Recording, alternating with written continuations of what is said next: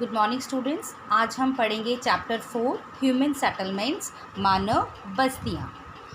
What is settlement? बच्चों, it is a cluster of dwellings of any type or size where human beings live. मानव बस्ती का अर्थ है किसी भी प्रकार और आकार के घरों का संकुल जिनमें मनुष्य रहते हैं।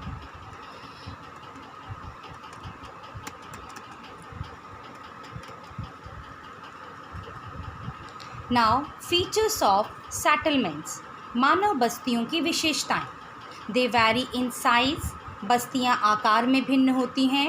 And they are from hamlet to metropolitan cities, ये पल्ली से लेकर महानगर तक हो सकती हैं। They may be small and large, closed और स्पेस्ड, ये छोटी और विरल रूप से लेकर बड़ी और संकुलित अवस्थित हो सकती हैं। दे में प्रैक्टिस प्राइमरी, सेकेंडरी और टर्शियरी एक्टिविटीज़, यहाँ प्राथमिक, द्वितीयक और तृतीयक क्रियाकलापों को किया जाता है। Now the classification of settlement in India. Bharat में बस्तियों का वर्गीकरण। भारत में बस्तियां दो प्रकार की होती हैं। There are two types of settlements in India. One is rural and other one is urban. In the rural settlements, the primary occupation is mainly done, and in urban other than primary. Rural, they provide raw material, and in urban they process the raw material. ग्रामीण बस्तियों में कच्चे माल को उपलब्ध कराया जाता है और नगरीय बस्तियों में उन कच्चे माल का प्रक्रमण या संक्रमण। ग्रामीण बस्तियों में कच्चे माल को उत्पादन किया जाता है और नगरीय बस्तियों में कच्चे माल का प्रक्रमण यानी कि मैन्युफैक्चरिंग की जाती है, विनिर्माण किया जाता है। ग्रामीण क्षेत्र में खाद्य पदार्थों का उत्पादन होता है और नगरीय क्षेत्रों में सेवाओं का उत्पादन होता है। Rural sector produce foods and urban sector provide services. In rural settlement, the income of people are low, and in the urban settlement, the income of people are high. यहाँ पर यानी ग्रामीण बस्तियों में लोगों की जो आय होती है वो कम होती है और नगरीय क्षेत्रों में आय का स्तर अधिक होता है. Rural settlements are of low density and in urban the settlements are of high density. ग्रामीण बस्तियों में जो घनत्व होता है वो कम होता है और नगरीय बस्तियों में घनत्व ज़्यादा होता है. नगरीय बस्तियां जो हैं बहुत ज़्यादा गुच्छित यानी क्लस्टर्ड होती हैं, घनी घनी होती हैं और ग्रामीण क्षेत्रों में ग्रामीण बस्तियां जो होती हैं वो खुली खुली होती हैं. ग्रामीण बस्तियों के विभिन्न प्रकारों के लिए अनेक कारक और दशाएं उत्तरदायी होती हैं और हम पहले पढ़ेंगे कि ग्रामीण बस्तियां कितने प्रकार की होती हैं. ग्रामीण बस्तियां 4 प्रकार की होती हैं. The types of rural settlement are of 4 types. Clustered settlements, गुच्छित बस्तियां, सेमी क्लस्टर्ड सेटलमेंट्स, अर्धगुच्छित बस्तियां, हैमलेटेड सेटलमेंट्स, पल्ली बस्तियां और डिस्पर्स्ड सेटलमेंट्स यानी परिक्षिप्त बस्तियां. तो सबसे पहले clustered settlements. They are compact and closely built houses as seen in the picture. Living area is different from surroundings. You can see that this is living area and this is their farm area. Recognizable pattern, different shapes such as geometrical, rectangular, radial, linear. Sometimes difference may cause shape of the settlement. Availability of water also decides the shape. इन बस्तियों में घरों का एक सहज और संकुलित रूप होता है. इस प्रकार के गांव में रहन सहन का सामान्य क्षेत्र स्पष्ट है और चारों ओर फैले खेत खलिहान हैं. चारागाह भी अलग होता है. यहाँ ज्यामितीय आकृतियाँ प्रस्तुत करते हैं जैसे कि आयताकार, अरीय, रेखिक इत्यादि. कई बार लोग सुरक्षा या प्रतिरक्षा कारणों से भी सहज गाँव में रहते हैं. The next is semi clustered settlements यानी कि अर्धगुच्छित बस्तियाँ. They form due to result from tendency of clustered in restricted areas of dispersed settlement. अर्धगुच्छित बस्तियाँ परिक्षिप्त बस्ती के किसी सीमित क्षेत्र में गुच्छित होने की प्रवृत्ति का परिणाम है. Segregation of large settlement may also cause. Some people may be forced to live separately from the main village. Dominance group live in the center of the village. People of lower strata live in outskirts of the village. ऐसी स्थिति में ग्रामीण समाज के एक अथवा अधिक वर्ग स्वेच्छा से या बलपूर्वक मुख्य गुच्छ अथवा गांव से थोड़ी दूरी पर रहते हैं। ऐसी स्थितियों में आमतौर पर ज़मींदार या फिर गांव के प्रमुख समुदाय केंद्र भाग में रहते हैं, वो वहां पर अपना आधिपत्य जमाते हैं और निम्न कार्यों में संलग्न लोग गांव के बाहरी हिस्सों में बसते हैं। द थर्ड इज़ हैमलेटेड सेटलमेंट्स यानी कि पल्ली बस्तियाँ। They are physically separate land located in different place having common name. They are locally called Panna, Parapalli, Nagla, Dhani.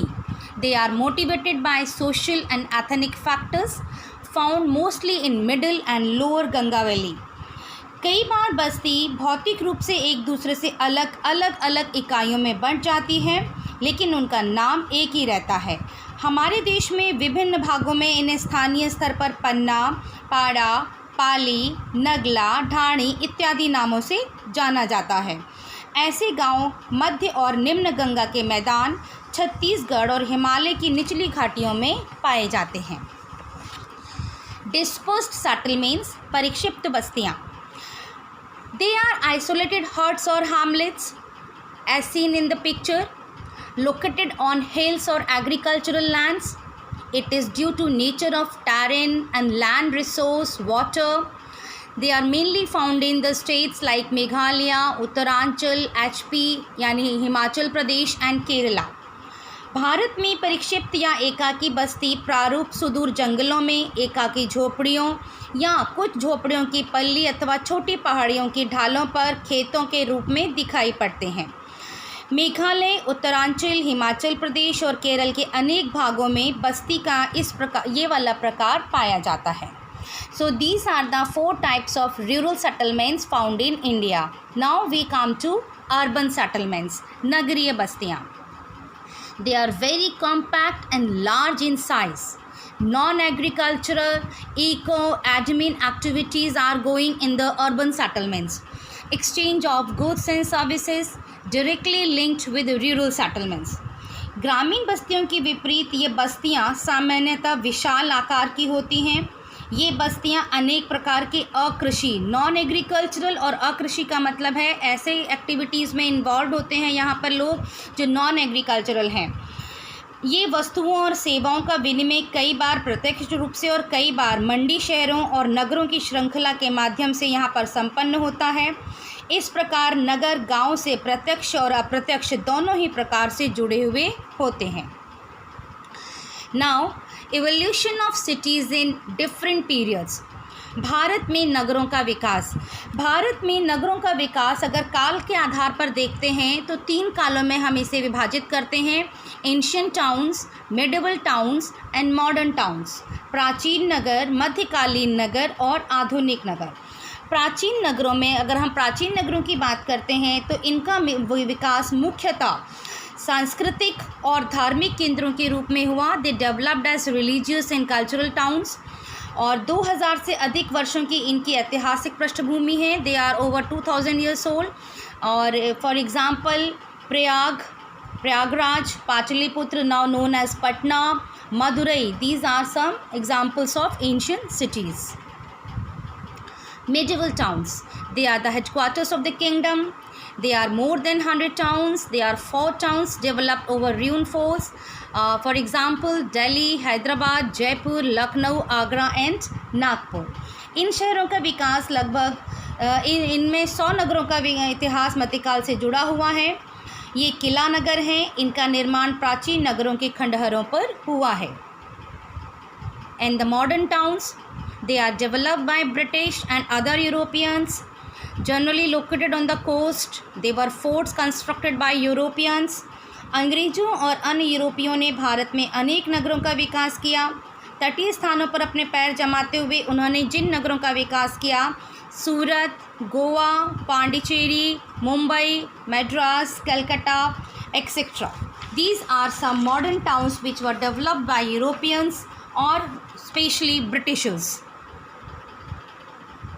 Now, the functional qualification of towns. नगरों का प्रकार्यात्मक वर्गीकरण। अगर हम नगरों का प्रकार्यात्मक यानी कि उनके कार्य के आधार पर, यानी कि जिस शहर में जो कार्य मुख्य रूप से किया जा रहा है, कोई शहर किसी कार्य के लिए विशेष रूप से प्रसिद्ध है, उस आधार पर हम बांटते हैं नगरों को, भारतीय नगरों को। और इसमें सबसे पहले आता है एडमिनिस्ट्रेटिव टाउन्स यानी कि प्रशासन शहर। ऐसे शहर जो कि प्रशासनिक मुख्यालय administrative. Now the functional classification of towns, नगरों का प्रकार्यात्मक वर्गीकरण। और इसमें सबसे पहले आते हैं एडमिनिस्ट्रेटिव टाउन्स या प्रशासन शहर और नगर। ये वो शहर होते हैं जहाँ से प्रशासन चलाया जाता है, प्रशासनिक मुख्यालय होते हैं, जैसे कि Chandigarh, New Delhi, Bhopal, Shillong. All the capitals of states with national capitals are come in this category. Second is industrial towns, औद्योगिक नगर। मुंबई, सेलम, कोयम्बटूर, मोदीनगर, जमशेदपुर, हुगली, भिलाई इत्यादि के विकास का प्रमुख अभिप्रेरक बल उद्योगों का विकास रहा है। ट्रांसपोर्ट टाउन्स, परिवहन नगर, ये port cities mainly they are involve in import and export, जैसे कांडला, कोची, कोझिकोड, विशाखापट्टनम एक्सेट्रा। वाणिज्यिक नगर, कॉमर्शियल टाउन्स, व्यापार और वाणिज्य में विशिष्टता प्राप्त शहरों और नगरों को इस वर्ग में रखा जाता है।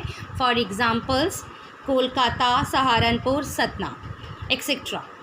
खनन नगर, माइनिंग टाउन्स, ये नगर खनिज समृद्ध क्षेत्रों में विकसित हुए हैं, जैसे Digboi, Raniganj, Jharia etcetera. Garrison cantonment towns, garrison छावनी नगर, इन नगरों का उदय गैरिसन नगरों के रूप में हुआ है, जैसे अंबाला, मऊ, जालंधर। एजुकेशनल टाउन्स यानी कि शैक्षिक नगर, इन मुख्य परिसर नगरों में से कुछ नगर शिक्षा केंद्रों के रूप में डेवलप हुए हैं, जैसे रुड़की, वाराणसी, अलीगढ़, पिलानी एंड इलाहाबाद। धार्मिक और सांस्कृतिक नगर, वाराणसी, मथुरा, अमृतसर, मदुरई, पुरी, अजमेर, पुष्कर, तिरुपति, ऐसे बहुत से शहर हैं भारत में जो अपने रिलीजियस एंड कल्चरल इम्पोर्टेंस के कारण फेमस हैं।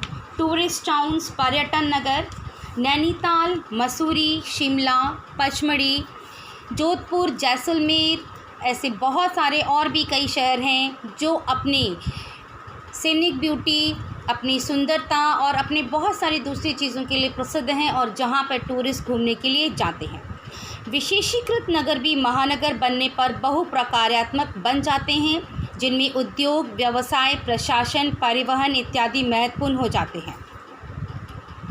That's all your chapter. Thank you so much.